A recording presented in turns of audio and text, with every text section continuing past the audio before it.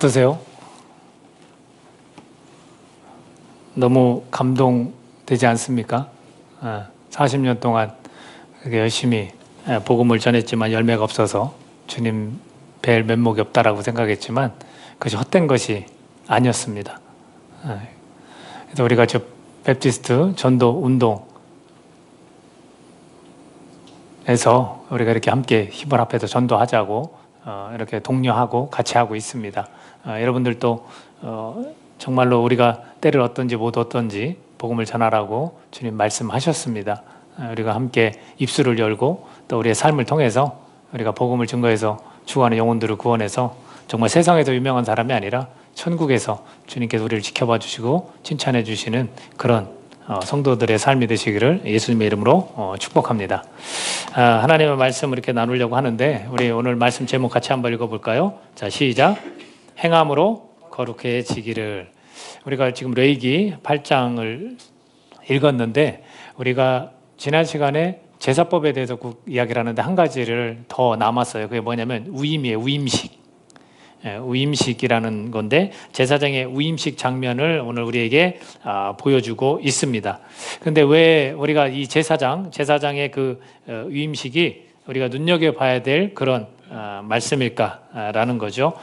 그들이 제사장을 세우고 하나님의 명령에 따라 세우고 이러한 일들을 하는 이유가 있습니다. 그 이유는 뭐냐면 거룩함을 위한 일이었다라는 거예요. 거룩함을. 그 거룩함을 위한 일이었는데 우리를 주님께서 택해 주셔서 죄를 용서해 주시고 우리를 뭐라고 불러주시냐면 거룩한 제사장이다. 이렇게 우리를 불러주십니다. 구약시대의 모습과 지금의 모습은 아주 다르죠. 우리는 구약시대처럼 복잡하게 그렇게 과정을 거쳐서 이 제사를 드리지 않습니다. 다만 우리로 하여금 제사장이다. 거룩한 제사장이다. 라는 그런 칭호를 우리가 얻게 되었죠. 예수 그리스도를 통해서 그렇게 된 거죠. 그래서 베드로전서 2장 9절에서 뭐라고 하냐면 너희는 택하신 족속이요 거룩한 나라다. 이런 표현을 쓰고 있고요. 그래서 왕같은 제사장이다. 이런 표현을 써주고 계십니다. 그렇다면 이 제사장과 이 거룩함이라는 이 관계 속에서 우리가 좀 귀한 깨달음을 좀 얻었으면 합니다. 히브리서 10장에 보면 그 내용들을 쭉 살펴보면 주님은 제물로 그 몸을 단번에 드렸다 이렇게 표현합니다. 예수님께서 화목 제물이 되어주신 거죠. 그러니까 제사를 드릴 때 제물이 필요했잖아요. 근데 이제는 제물을 누가 그 제물이 되어주셨냐면 예수님께서 단번에 자기 몸을 제물로 드리게 됐고 한 번으로 끝을 냈습니다. 그래서 더 이상의 제사는 이제는 없다라는 겁니다.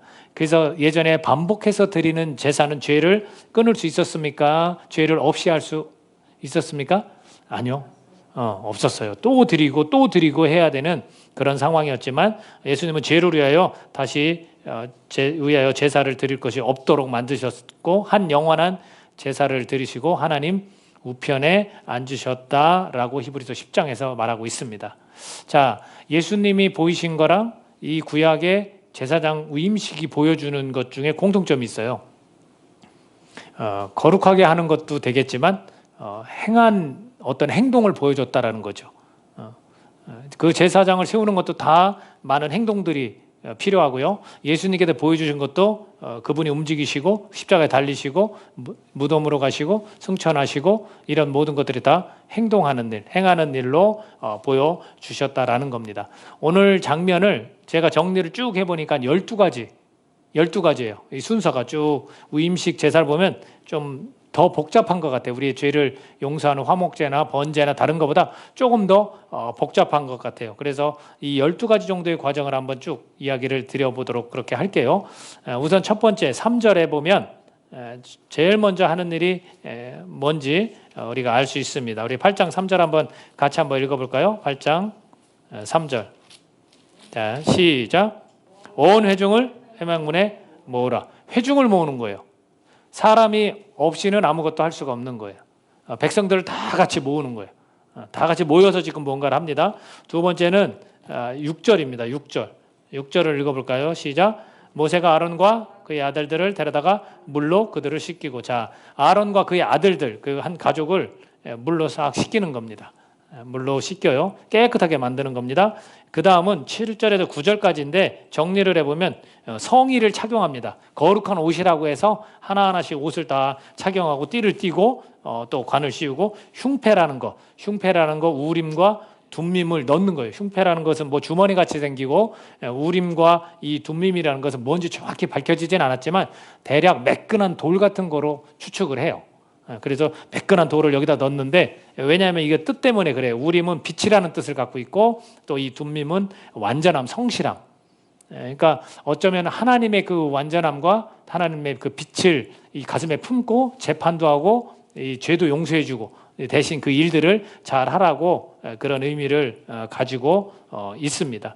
그리고 성의를 그렇게 쭉 착용한 다음에 그리고 네 번째로 하는 일이 뭐냐면 10절입니다. 10절은 같이 한번 읽어볼까요? 자, 시작.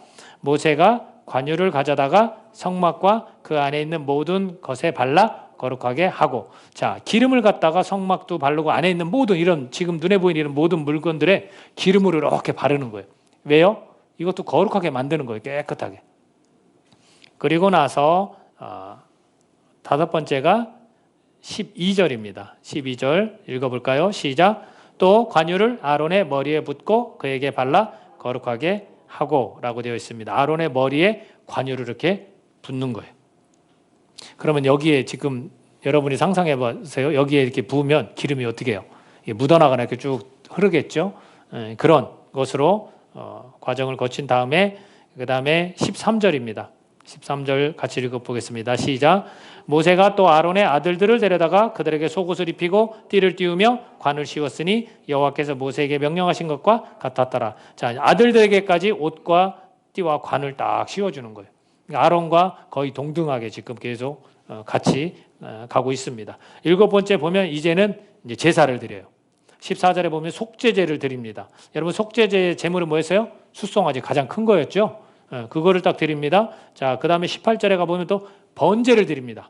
번제, 그때는 순양을 드립니다. 그래서 아론과 그 아들들의 그 순양의 머리에 아들들이 안수를 하는 건 왜요? 그들이 혹시나 모를 죄가 있다면 이 죄를 전가시키는 거죠. 숫송아지나 또 이 순양에게 그렇게 전가를 합니다. 그래서 번제를 드립니다.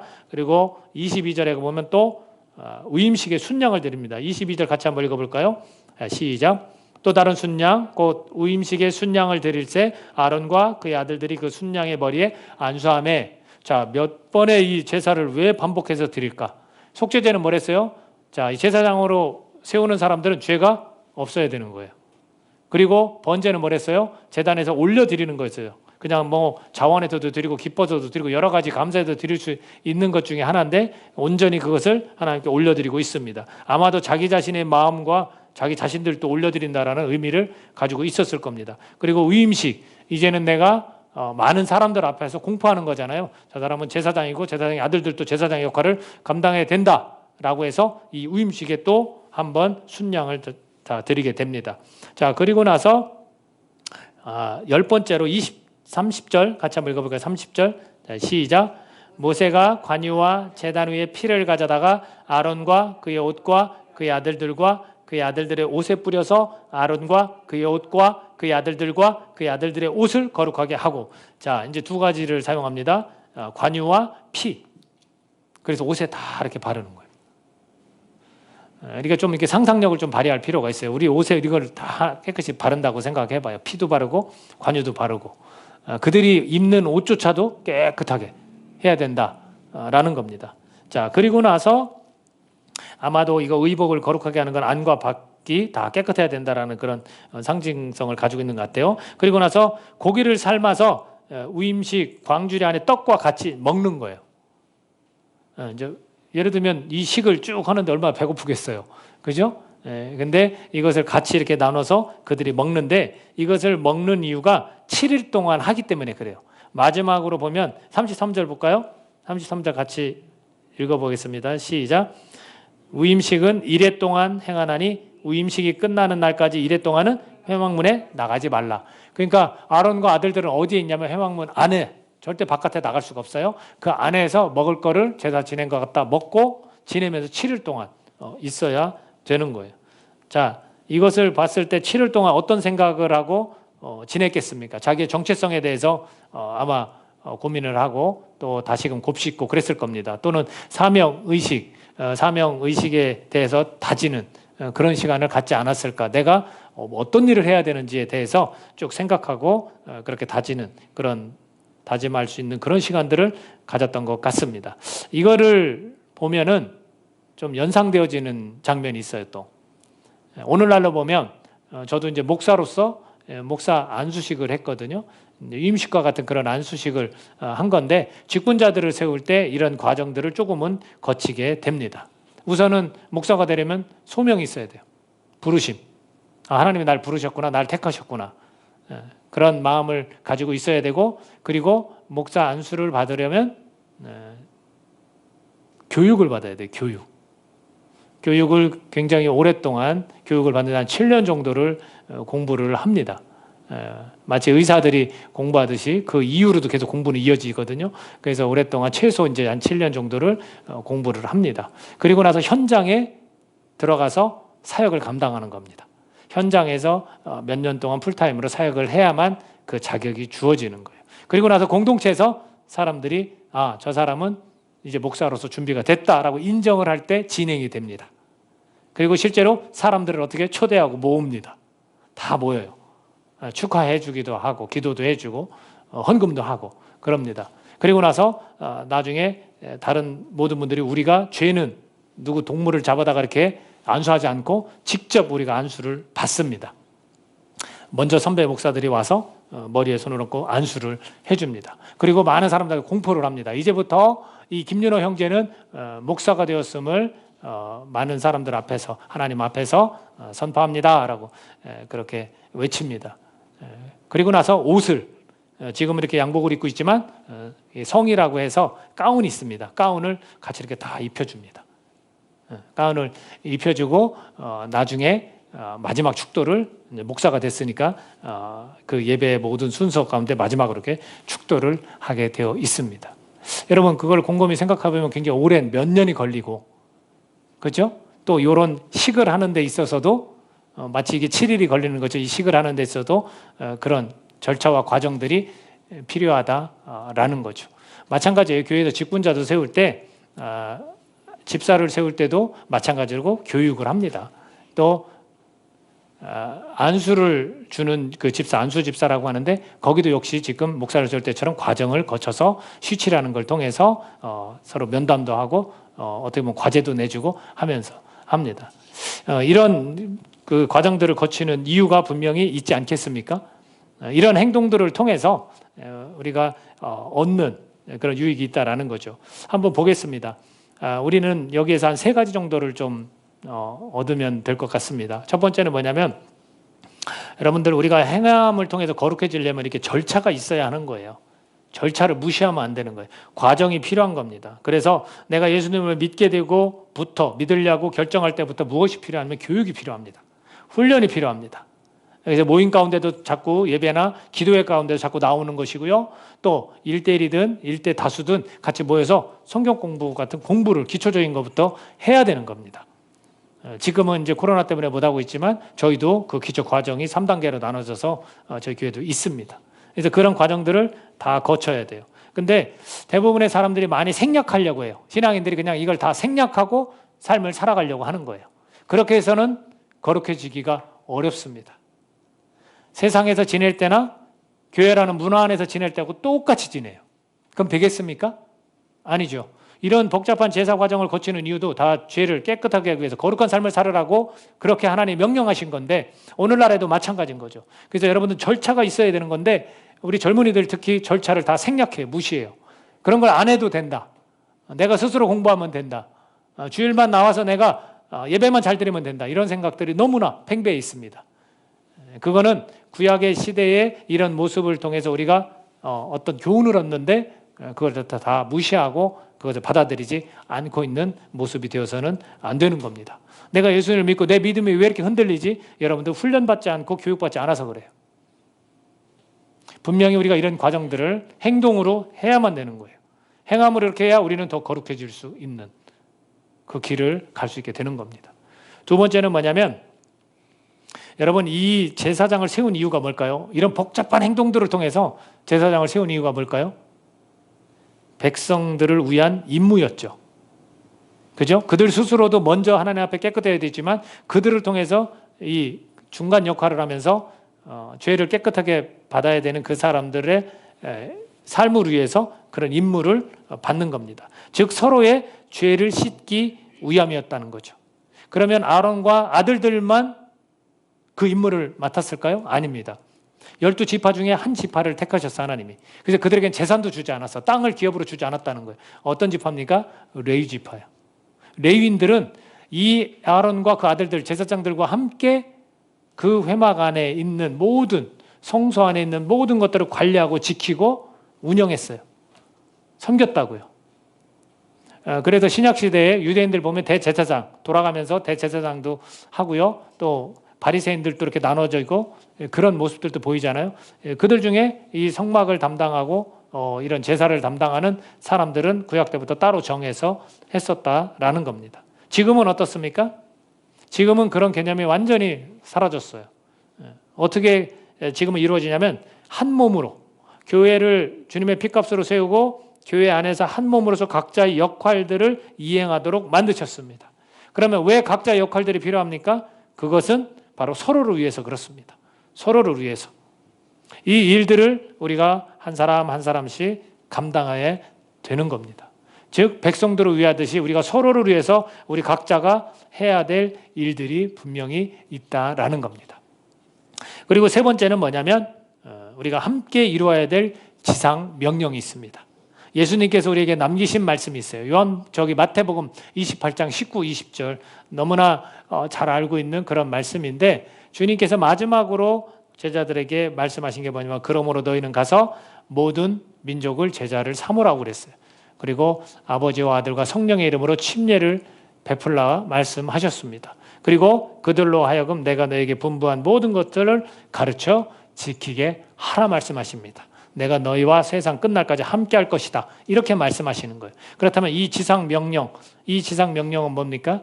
제자를 삼으라는 거. 예수님을 믿도록 만들으라는 거. 마치 우리가 저 영상을 통해서 봤듯이 그가 구원 받으셨습니까?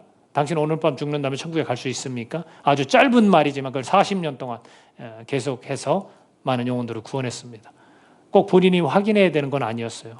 그러나 죽기 2주 전에 그것을 분명히 확인했고 하나님께 감사와 영광을 올려드릴 수 있었던 겁니다. 우리가 이 일들을 함께 이루어 가야 된다라는 겁니다. 자, 이 모든 이야기들을 우리가 들었을 때 다 행하는 거예요. 몸으로 움직이고 참여하고 같이 가는 거예요. 근데 만약에 우리가 할 수 있는 행동이 예배 때 나와서 앉아있고 귀로 듣고 끝이다. 그럼 우리 거룩해 줄 수 있겠습니까? 없습니다. 앉아서 기도하고 하나님 나를 거룩한 백성으로 삼아서 감사합니다. 난 거룩합니다. 라고 말한다고 거룩해질까요? 아닙니다. 하나님은 그렇게 인정해 주시지만 그 다음 우리가 해야 될 일이 분명히 있습니다. 우리 교회들이 거룩해지기 위해서 해야 될 일이 있는 거예요. 여러분 절차를 무시해서는 안 돼요. 교회에서 함께 여러분을 가르치고 지도할 때 여러분은 그걸 받아들이고 또는 여러분이 솔선수범해서 오히려 지도해달라고 말씀하셔야 되는 겁니다. 같이 그걸 할 수 있어야 되는 거예요. 그리고 우리는 서로를 위해서 한 몸으로 각자 역할들이 있다라는 거예요. 따로 이렇게 분리돼서 제사장과 레위 집단을 딱 분리해서 목사와 성도를 딱 나눈 시대가 아니에요. 예수님은 그거를 없이 하고 다시 새로운 걸 세우신 게 교회의 한 몸으로 우리를 세우신 거예요. 그래서 왕 같은 제사장이다. 우리 각자가 다 제사장이라 말씀하시는 겁니다. 그 제사장들이 행동함으로 거룩해지는 거예요. 행함으로 거룩해지는 거예요. 그것을 우리가 함께 지상 명령인 복음 전파를 해야 되는 겁니다. 그건 분명한 사실입니다. 복음 전파를 할 때 거룩해지는 겁니다. 오늘 영상을 봤던 저 호주에서 있었던 이 일을 이루신 분, 저분이 여러분 거룩한 분이라고 생각하십니까? 거룩한 행동이 아니라고 생각하십니까? 저분은 저 복음을 전파한 일을 통해서 거룩해지신 거예요. 우리도 마찬가지예요. 우리도 죄를 깨끗게 해주셨기 때문에 우리 거룩해집니다. 그러나 행하지 않으면 거룩할 수가 없다라는 거예요. 우리는 행함으로 우리는 거룩해질 수 있습니다. 여러분 어제 저희가 요 인근에 전도지를 돌렸어요. 몇 장 돌린지 아십니까? 바로 여기 우리 예배당에 붙어있는 단지가 몇 단지예요? 여러분 주차하신 단지 4단지, 호리홀마을 4단지, 거기에 600세대가 조금 넘습니다. 거기 모든 세대 우편함에 저희들이 저 전도지 한 장 한 장을 엽서 봉투에 넣어서 스티커, 하트 스티커를 찍어서 다 한 세대씩 넣습니다. 어떤 일이 벌어질까요? Nothing. 아무 일도 안 생길 수도 있어요. 그렇죠? 그러나 우리는 그런 행함을 통해서 우리는 거룩해 질 수 있다는 거예요. 별거 아닌 것 같지만 우리는 그저 뿌리고 심는 것, 물 주고 주님은 자라나게 하십니다. 역사하십니다. 다만 우리가 해야 될 것은 지금 이 세 가지, 우리가 구약의 이런 옛날에 어떤 이런 위임식을 통해서 우리가 깨달을 게 뭐냐면, 여러분 절차를 무시하지 마십시오. 과정이 반드시 필요한 거예요. 내가 처음부터 내가 예배에 몇 번 참여했는데 왜 나는 예수님 아직 모르고 나는 왜 믿어지지 않지? 당연한 겁니다. 당연한 거예요. 여러분 시간만 자꾸 흘러가요.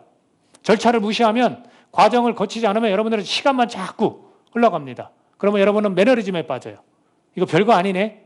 믿음 생활 이거 별거 아니네. 이렇게 생각할 수 있습니다.